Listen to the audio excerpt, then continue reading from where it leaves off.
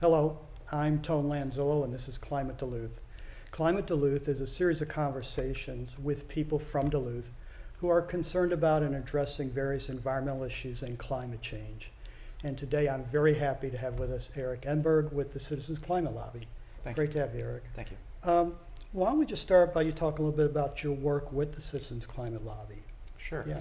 Citizens Climate Lobby is a national organization now. It's a nonprofit which is all about getting a particular form of climate legislation passed by Congress called carbon fee and dividend. The idea is very simple. A price on carbon that is rising up over time is placed. The U.S. government will collect the funds, but then all of the money goes back to the American people in the form of a dividend check. Every American citizen gets the same check. What that does is that for people who are low and middle income, who naturally tend to be more carbon thrifty, they will get the same check as someone who is wealthy. As a result of the same check being given to everybody, though, and the low and middle income people using less carbon, while their energy prices will go up, the dividend check actually goes up faster. So it has an income equalization effect, which is very nice. Okay. Then there's also a third part to the bill, and that is a border carbon tax adjustment. And what that does is help to protect U.S. jobs and industries. And basically what it does is it just charges our going price for carbon on the carbon content of a product coming in from a country that doesn't have carbon pricing equal to ours. Oh, okay. Yeah, so that we don't lose jobs to countries that have neglected to have carbon pricing. Okay. Yeah. What interested you in this organization, and when did you become involved in the lobby? I think I've been with Citizens Climate Lobby for about 4 years now. I went to a conference, or not a conference, but a lecture over at the university by someone who was with Citizens Climate Lobby. And yeah, I was just very interested in it because it was a market-based approach, which kind of naturally appeals to more conservative people. And I thought, that would be something that would be very practical. Since you joined the organization, what kind of things have you been doing with the organization yourself? Right. So mostly what I do is I do a lot of reading, I do a lot of research, I write a lot of editorials, and I give a lot of presentations to various groups around town and that sort of thing. Okay. Yeah. And the last maybe 3 or 4 months, what kind of groups have you spoken before? Well, right now we're really trying to work on labor, for instance, trying to show labor unions that if we have carbon pricing, there is going to be a real demand for energy efficiency and solar and for other types of things to convert Duluth, for instance, over to renewable energy, such as using the 12 billion BTUs of wasted industrial heat that is in the sewer plant. Really? And most people don't realize it, but the paper plants just pour billions of BTUs into the sewer system. And that 12, there's like 35, 40 million gallons of waste water that goes out of the sewer plant in West Duluth. And that's about 80, 90 degree water when it leaves. Right. If you do the math, it's about 12 billion BTUs, and that happens to be enough to power the entire city of Duluth, to heat it. Yeah. Oh, wow. So the way in which it would need to be done, of course, is you have to go ahead and put in pipes. The piping is now no longer has to be steel pipe. It can be a polyethylene product, which is much easier to work with. Doesn't have to be welded or anything like that, and comes on big rolls. And it can be directionally drilled under the street so you don't have to tear the streets up, which is pretty useful. There is a little trench that has to be dug between the main and one's house so that you can go ahead and put in the pipes into your house. But that way you get hot water and you get domestic heat basically off of industrial waste heat that otherwise would just be flowing out into the river and into the lake. Huh. Yeah. Wow. That's pretty interesting. Where did your interest, or when did your interest in the environment and climate change begin? Probably right around the age of 10.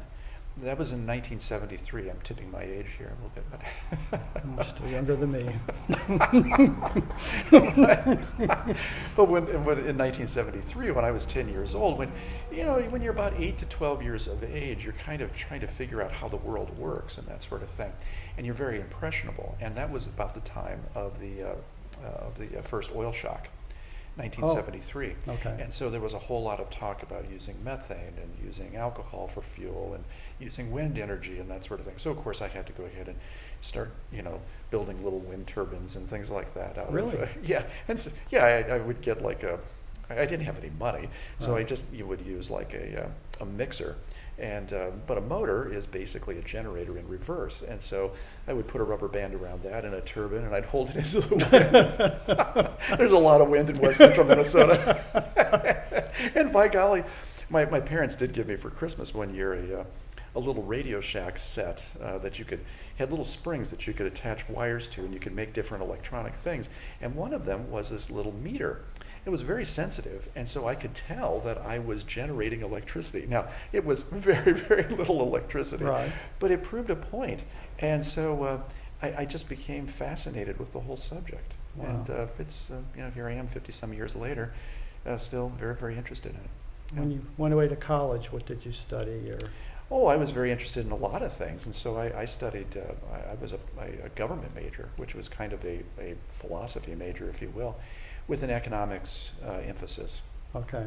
And but I was interested in all sorts of things. I got an ROTC scholarship, so I went into the military as a lieutenant for a while and learned some things there and that sort of thing, and then went into finance and it wasn't in a bank or anything like that. It was in a finance Right. company, and eventually ended up at corporate headquarters. And then about a year later, the whole thing collapsed, and so I lost my job. Went to a mortgage company, and worked there for a couple of years.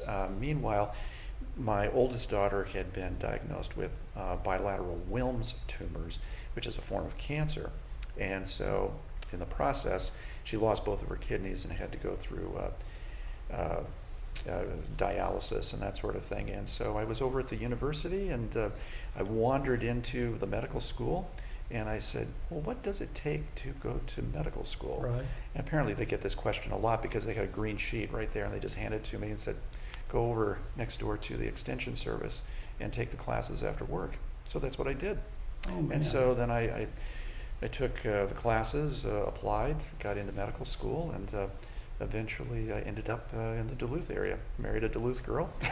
Wow. We went to Iowa and then out to the Isle, Minnesota area around Mille Lacs. Okay. And so I had quite a number of Native American patients there, as well as Caucasian patients, and then eventually moved back to Duluth. Wow. Is Yeah. it family practice or a specialty? Family medicine, yeah. Okay. That's what I do. Yeah. Huh. Mhm. Wow. Given your work with Citizens Climate Lobby and your interest and concern about the environment and climate change, has it affected your personal life at all as far as, just your daily life decisions you make, things you're involved in?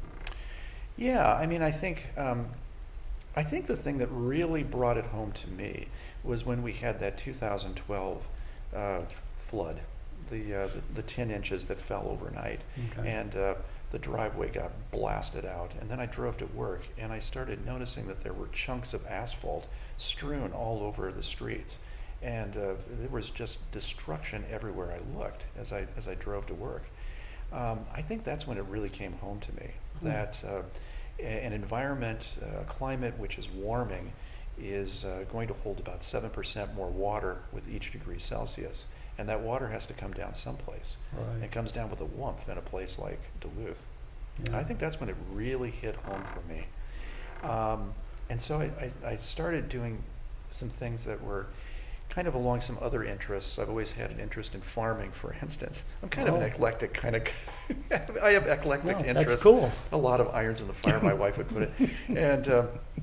And so we are now starting to produce lettuce year-round in a greenhouse which has 2 layers of plastic, and there's bubble generators that put bubbles into that space, and that helps to insulate the greenhouse. Okay. So we're trying to produce food locally, but without as much energy as would otherwise be the case. Wow. It's all electric, uses an air source heat pump to heat water for fish and that sort of thing. So we're trying that. We're closing in on getting an electric vehicle for the first time. Okay. So we're pretty excited about that. I suspect that electric vehicle, when we realize just how cheap it is to run it, is probably going to take over the vast majority of the miles that we run. That's the history. That's the experience of most people when they get an electric vehicle. They may have 2 or 3 internal combustion cars, Right. but they don't do much. The car that gets the most mileage put on it is the electric vehicle, because it's so inexpensive to operate. The fuel is a fraction of what it would cost to run it on gas. I know several people have electric cars now. Are there many options these days for electric cars? Or They would are you know? growing, and especially if you want to get a used one, there are lots and lots of used electric vehicles. And the Okay. reason for it is because no one is really buying them brand new, they're leasing them. And the reason is because it's a technology, and the technology is getting better and better each year. The Okay. range is getting better and better each year. As a consequence, nobody wants to really, buy a car. I mean, there are some people who buy an electric vehicle, of course, but most are leased. And when the leases are up, then there's more used electric vehicles that are out there. So Okay. for those of us who are maybe a little bit concerned about buying a brand new electric vehicle, the formerly leased ones that are now used and for sale are a good bargain. Huh. Yeah. What we're really waiting for in our family is because we have a lot of kids, is actually like a minivan that's electric, but that's coming. It's coming. So I have to ask, how many children? Well, Since you brought it up. so we have kind of a blended family, and we Oh. have yours, mine, ours, and then we adopted 9 children, and so it's a total of children. It would be 14. That would be the total, but only about 9 are at home right now. So, Oh, God yeah. bless you. Yeah. Wow. Wow. So, Time management must be a real important skill. my wife, that's all she does is just that's That's amazing. When we talk about Duluth, from your perspective, what do you think are some of the challenges that Duluth or this region faces when we approach climate change in the future? Yeah. Well, I think I touched on some of the topographical challenges that Duluth has with rainfall, which I think is just going to become more and more of an issue. And that's going to cost some serious money to mitigate if we don't, or to adapt to, if we don't mitigate or eliminate the carbon dioxide that we're pouring into the atmosphere. Right. There was a Sea Grant presentation that was done a couple of years ago, in which they looked at just the Chester Creek watershed, and it was going to cost $36 million just for the raw materials to try to control the flooding that happened in 2012, to keep that from happening again. Wow. And there are 20-some different watersheds that cross the Duluth political boundaries. So you can imagine just how much money it would take to try to prevent these flooding events from happening. Right. If we don't get a handle on climate change. This is something that is going to be extraordinarily expensive. It's not just the coasts that are going to flood. It's Right. not just trillions of coastal real estate that's going to go under. No, it's going to be places in the heartland like Nebraska, which got hammered by rain.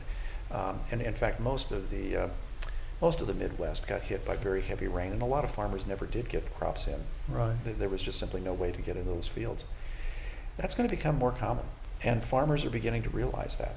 That's I think there's quiet conversations that are starting to happen among farmers that we need to do something. Okay. They don't want to appear to be too far out of the mainstream of farm culture, etc., but they realize that something needs to be done. Yeah. Wow. Yes, we do hear a lot about the lake, the erosion, Mhm. Park Point, but I didn't realize about the number of watersheds in the region. Oh yeah. It's a 700-foot drop. That's a lot of power. Yeah. Wow. In the work you do as a doctor working with Citizens Climate Lobby, what or who inspires you to do what you do? I'll say Greta Thunberg, and I'll That's tell the you, easy answer. It's an easy answer, but I'll tell you why. Okay. And the reason is not just because she is, an extraordinary young woman, but it's because she does so with the burden of autism. I don't know. A lot of people don't realize that. that actually, in her case, might actually be something that's really worthwhile. It might be one of those great strengths that she has.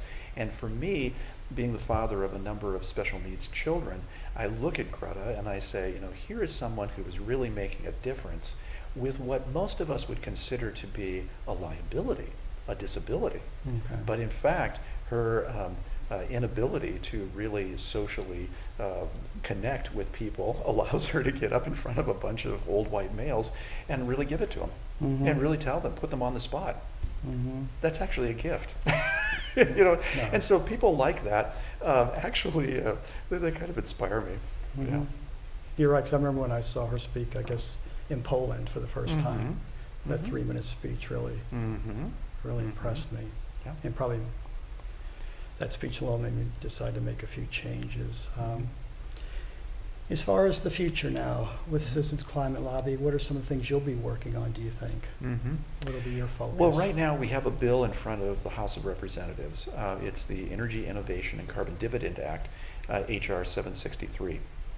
And so we are working to try to get our representative, Representative Pete Stauber, to get on board with that. We have about 76 co-sponsors right now, which may or may not sound like much to people, but actually most bills are lucky to get 2 or 3 co-sponsors. So the fact that this one has 76 and growing, I think says a lot for the bill. It's something that has something in it for everybody. Okay. It doesn't do things through regulation, which the Republicans hate. It uses a market mechanism, but it has the income equalizing effect that a lot of progressives want to see, as well as the fact that it gets the job done. There are some spectacular things that have been done with carbon pricing, like overseas in Britain, for instance. 6 years ago, Britain got something like around 35% of its energy, of its electricity, from coal. And so they put a simple price on it of about $28 per ton, which is not much, of carbon dioxide. And then they let people just simply choose, well, do you want to go ahead and buy coal-based power, or do you want to buy renewables? Okay. People overwhelmingly, businesses overwhelmingly went with renewables.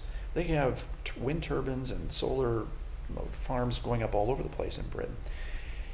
As a result, Britain now has weeks and months on end where it burns no coal. They're down to like less than 1% of their electricity coming from coal, and that happened in just 6 years. 6 years, which just gives you some idea that if you use a market mechanism, and it's not the end-all and be-all, it's not the only thing that can be done, but it's an important part, that if you have a price signal, and you give people choices, they make the right decision. They go where it's cheapest and where it's cleanest and where it's greenest. And that's the power of a market, if we can just convince Congress to do that. Given your work with the Citizens Climate Lobby, do you find yourself in St. Paul or D.C. occasionally to talk to the elected I officials? have not actually. What I do, I have spoken to several representatives here, and also quite a number of the city councilors here for Duluth and that sort of thing. Okay. They passed a resolution in favor of the carbon fee and dividend idea in April. Be 2 years ago now. Really? Yeah. Yeah. Was it a resolution then, It was a or- resolution. Okay. Yeah. What That was they were in in the- favor of it. Okay. Yeah. Okay. Yeah. Were there any thoughts about what would happen after that resolution when that was passed, or? Well, I think what we're really trying to do, the comprehensive planning process was kind of eye-opening for me, and we were, those of us who are in the Duluth Climate and Energy Network, the DCEN, really put a lot of work into trying to get efficiency targets for Comfort Systems, which sells natural gas. Of course, it's a city utility. And also trying to get an energy commission started that could begin to address issues in the city and get us prepared for switching over to clean energy. Okay. I'm happy to see that the members of that commission are pushing against some artificial constraints and are really trying to expand the purview of that commission. I think that's very, very important. Right. But nevertheless, we have all kinds of resources here in Duluth that could be utilized. They could be utilized right now, and we could be saving the people of Duluth an awful lot of money. We spend over $100 million buying coal, oil, and natural gas. $100 million Duluth spends, the city at large. Okay. So if you took that money instead and you put it into putting solar up on people's houses, or solar community gardens, etc., for people who are renting, if we put in charging stations in our garages, electric vehicles, etc., there would be a tremendous amount of money that would be saved by the average family. Just Okay. for an electric vehicle alone, you would save about $1,200 in gasoline costs. That's just where gasoline is now at $2.50 a gallon. Right. Not where it was at $4. $2.50 a gallon, you can save that much money. And it makes sense. I mean, we've spent 100 years building the grid. You just tap into the grid. That's pretty straightforward, rather than, think about it, exploring, drilling, pipelines, massive structures, refineries, shipping out this liquid all over the place to go ahead and burn in vehicles which are not particularly efficient. Right. It is very, very costly. The electric vehicle is going to change things for low and middle income people really well. So think about that. I mean, if you have a two-car family, people have two jobs, or there's two incomes in the family, you would be saving about $2,400 a year just in fuel costs by having some solar Right. panels on your roof and using it to charge your vehicles. Wow. It's amazing. That is. When you speak to elected officials, whether it's the city Mhm. council or Congress, have you discovered certain ways to speak or present your information so it's more influential, comes across positive as far as from their point of view? Mhm. Yeah. What techniques to use? You know, I really think, for me, there is, of course, a moral argument.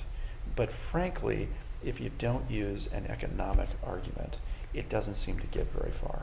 Okay. And I'm still working on this. I'm by no means an expert, but helping people to realize that things are going to be okay on the other side of this green energy transformation is, I think, really an important part of the process. You think it's a fear of loss of jobs, or? Oh, I think there's a great, yeah, it's not a technological issue. Okay. Not a technological issue. Even things that are very energy concentrated, like jet fuel and things like that, we can now produce those. United Airlines has been flying flights for years using the garbage from various cities as a drop-in fuel. We know how to do that. We know how to take water and carbon dioxide, put it over a catalyst, and we get basic hydrocarbons out of it that can be burned in a turbine engine. We know how to do all of these things. It's not a technical issue. It's not even an economic issue. What it is, the thing that we really have to work on, is the social dislocation. It's a social issue.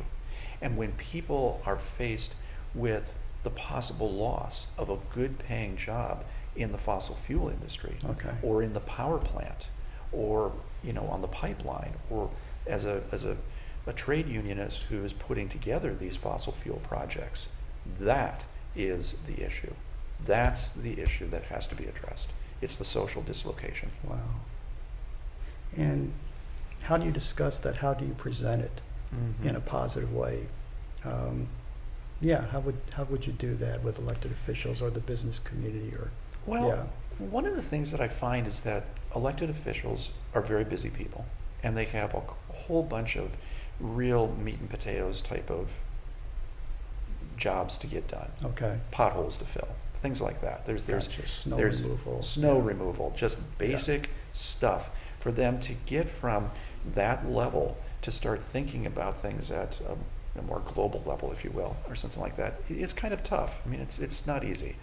Right. And so, I just try to bring out the fact that, we have 50,000 coal miners, but we have 100,000 people working in the wind industry. We have, more people working in solar, over 250,000 people working in the solar industry now than we have in and then far more than we have in the fossil fuel industry. Okay. These are good paying jobs. They're jobs that, in the wind industry in Minnesota, I think the average income is now like $62,000. Wow. That's not a bad income. No. That rivals anything that you would find in a fossil fuel type of situation. Yeah. So, I think you have to you have to give people hope. And that's a little frustrating sometimes because there are entrenched incumbent industries who very much have it in their interest to try to scare people and scare public officials. And they have staffs that can work all day long that are paid with ratepayer dollars or whatever. Whereas I'm doing it part-time. That's probably one of the biggest frustrations. You're definitely well-read, know a lot. Where do you get your news and information from? Many sources, in fact, so many that I had to write them down. So I will go ahead. I feel like David Letterman here, but. So, yes, so I get a lot from U.S. Energy News, which is a great source. It comes from Fresh Energy out of St. Paul, and it's curated, so they look all across the country for energy-related news articles that are out there. Utility Dive is a great source for diving into utility issues, which sound really dry, but are absolutely fundamental to getting things done. If you don't have a green grid, then you don't have an energy transformation. Inside Climate News is a good one. And I'm really, I guess it harkens back to that economics emphasis in college, but I really like the Institute for Energy Economics and Financial Analysis. They have done a lot of great work to just blow apart the economic arguments in favor of fossil fuels. And that's the kind of stuff that wins arguments, because you can, as much as we feel for polar bears and that sort of thing, if you can go ahead and argue dollars and cents, that's what starts to convince politicians. There's a couple of podcasts that I like to listen to while I'm in the greenhouse planting seeds. The Energy Gang is an offshoot from Green Tech Media. Very good. Just they go over a whole bunch of different things. And if you listen to it on a weekly basis, you're going to pick up some stuff. And then Local Energy Rules, that's one that comes out of the Twin Cities. That's from the Institute for Local Self-Reliance. And they're really kind of nice because they look at really grassroots kinds of efforts to move people into the new economy. Thank you. It's great having you with us today. I really appreciate it. And I have a funny feeling I may need another 30 minutes to hang out with you. In closing, I'd like to read a quote from the book called The Courage to Create by Rollo May, a noted psychologist. And he writes, "A choice confronts us. Shall we, as we feel our foundation shaking, withdraw in anxiety and panic? Frightened by the loss of our familiar mooring places, shall we become paralyzed and cover our inaction with apathy? If we do those things, we will have surrendered our chance to participate in the forming of the future. We will have forfeited the distinctive characteristic of human beings, namely to influence our evolution through our own awareness. We will have capitulated to the blind juggernaut of history and lost the chance to mold the future into a society more equitable and humane. Or shall we seize the courage necessary to preserve our sensitivity, awareness, and responsibility in the face of radical change? Shall we consciously participate, on however small the scale, in the forming of the new society? I hope our choice will be the latter. We are called upon to do something new, to confront a no man's land, to push into a forest where there are no well-worn paths and from which no one has returned to guide us. This is what existentialists call the anxiety of nothingness. To live into the future means to leap into the unknown, and this requires a degree of courage for which there is no immediate precedent and which few people realize. Take care.